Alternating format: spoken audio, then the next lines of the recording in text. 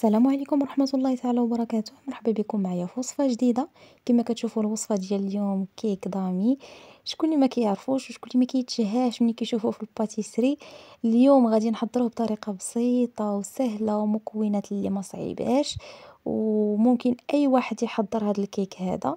كما كتشوفوا في المكونات عندي كاس ديال الحليب، كاس ديال سنيدة، كاس قل ربع ديال الزيت، جوج كيسان ديال الدقيق، قبيصة ديال الملحة، جوج ديال لي ساشي ديال لاغوم ديال الفاني، جوج ديال لي ساشي ديال الخميرة ديال الحلوى، 6 ديال البيضات. كما غادي تشوفوا معايا هنايا غادي ندير غير نص ديال المكونات، يعني غندير غير 3 ديال البيضات، والمكونات الاخرين يعني غير نص من كل حاجه. يعني خماره وحده، ساشي واحد ديال الفاني، نص كاس ديال سنيده، نص كاس ديال الحليب، هذاك الكاس قل ربع ديال الزيت ندير فيه غير نص كاس واحد ديال الدقيق. يعني باش غادي ندير جوج كيكات، كيكه اللي غادي تكون بيضه بالنكهه ديال الفاني، وكيكه اللي غادي تكون بالكاكاو.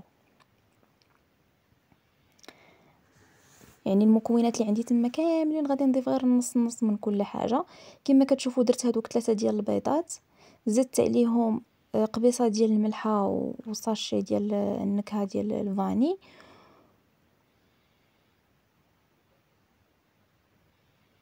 وهذاك نص كاس ديال سنيده، وغادي نخلط مزيان حتى يطلع ليا البيض، تيولي ليا على شكل هكا بحال هكا، يولي ليا بيض صافي. وغادي نكمل بهذه الطريقه هذه. يعني دوك المكونات اللي عندي كاملين محطوطين تما غندير نص من كل حاجه، باش النص الاخر نديرو في الكيكه اللي غادي ندير فيها الكاكاو.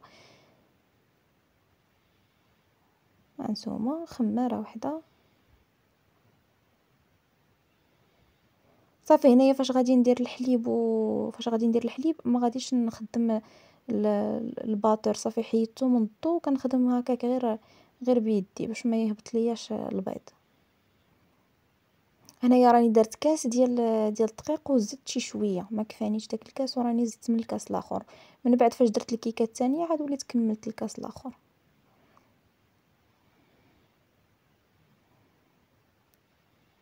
انا خديت من الكاس الثاني تقريبا كاس وربع في كل، في 3 ديال البيضات كاس وربع ديال الدقيق. وكنتمنى زعما الشرح يكون واضح. صافي هنايا منين كنت نوجد في الكيكه ديالي، راني سخنت الفران على درجه حراره 180 درجه من التحت صافي. وخديت خديت هاد السيركل هذا دهنته،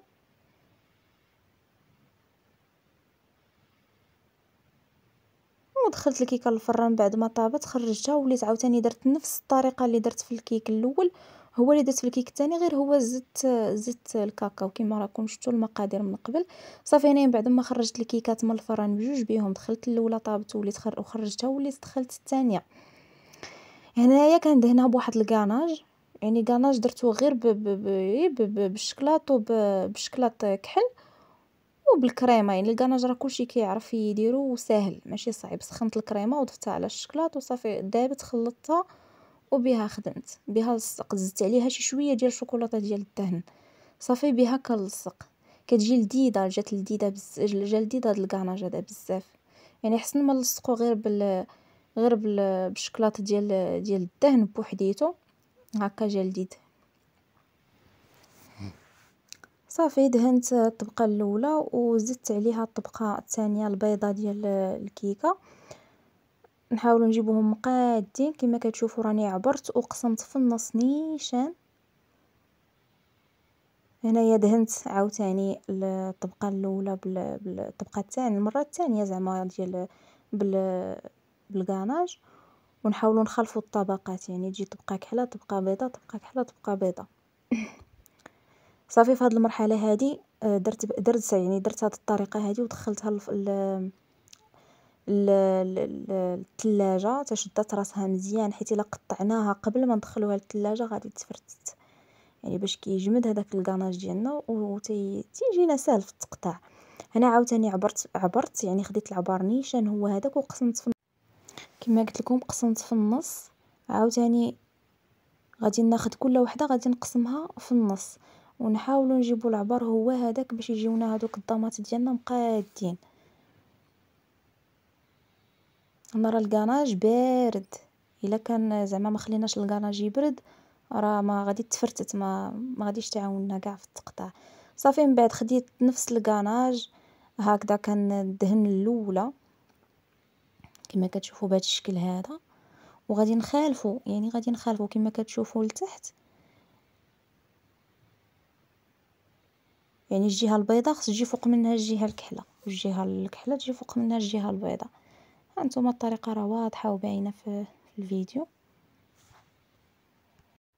كنحاول ما امكن كل طبقه حطيتها يعني ما بين طبقه وطبقه، يعني كل طبقه حطيتها كنحاول نبرك عليها مزيان، ما تخافوش منها يعني غير كل طبقه حطيتوها يعني قبل ما توليو دهنوا فوق منها الكاناج بركوا عليها مزيان، يعني ما تخليوش داك باش ما يبقى لكمش داك ليسباس ما بين الطبقه والطبقه، باش ملي كتقطع تجي مقاده ما كيخرجوا لكمش دوك الفراغات. ما تخافوش منها كاع، هي بركوا. والطريقه ديال الدهن ما ديروش يعني كميه كثيره ديال الكاناج ولا داكشي شنو باش ما كنتو غادي دهنوا، حاولوا ديروا غير الكميه اللي غادي تلصق لكم يعني طبقه مع طبقه وصافي ما تكثروش.